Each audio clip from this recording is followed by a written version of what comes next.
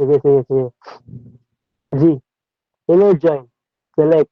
This clause specifies that column to retrieve from the join table. Members that first name,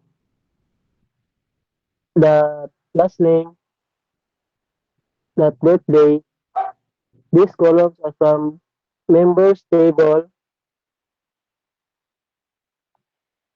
From attendance, this column is from attendance table. From member indicates that the members table is the primary table. Inner join. This specifies an inner join between the members and attendance table. So on members that attendance ID plus attendance.id, this condition specifies that the join should be made where the attendance ID in the members table match the ID in the attendance table. So the query is select member first name, member that last name, attendance that detail from members, inner join attendance on members that attendance ID equals attendance.id. This query returns member details along with the along with their corresponding attendance information.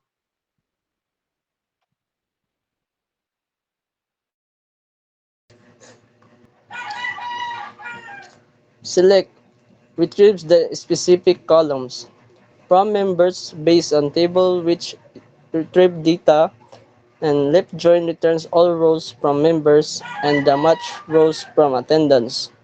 It no mix exists. Null values return of attendance columns.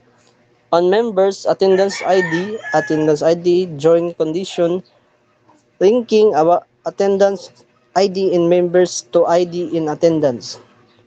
The query select members first name and last name, member's birthday, attendance details from members, left join attendance on members, attendance ID equals attendance ID.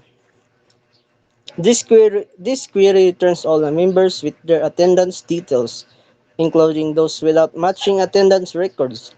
Result: it, each member's names, birthday, and their attendance details, members without matching records in attendance, will still appear with null in the details column. It is an example of all members matching attendance details.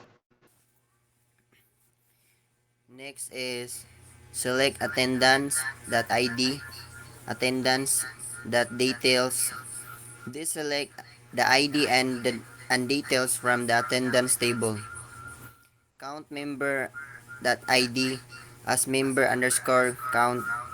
This counts the number of ID in the member table for each attendance records and names the result member count.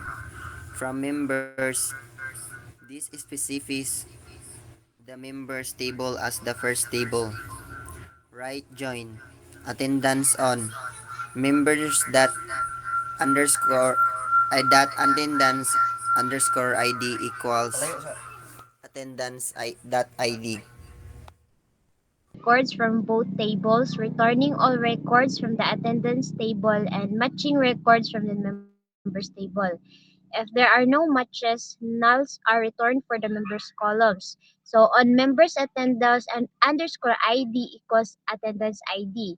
So this is specify the condition for the join. So linking the attendance ID in members to ID in attendance, group by attendance ID. So attendance that details, so this groups the results by the ID and the details columns from the attendance table. So which is necessary for the count function to work correctly.